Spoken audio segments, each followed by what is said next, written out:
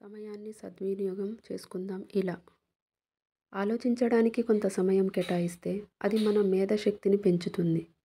చదవడానికి కొంత సమయం కేటాయిస్తే అది మన వ్యక్తిత్వాన్ని వికసింపజేస్తుంది.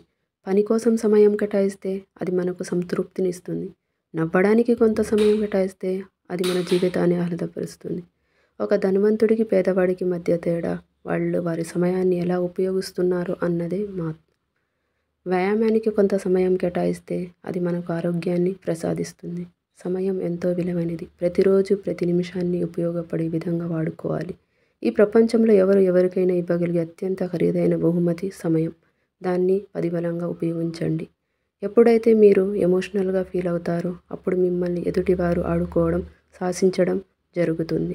క్రమశిక్షణ అన్నది మనల్ని కాదు, మన చుట్టూ ఉన్న లోకాన్ని మార్చగలదు. క్రమశిక్షణ గల వారికి కాలాన్ని మించిన డబ్బు లేదు. నువ్వు వృధా చేసే ప్రతి నిమిషం భవిష్యత్తులోని అదృష్టాన్ని తారుమారు చేస్తుంది.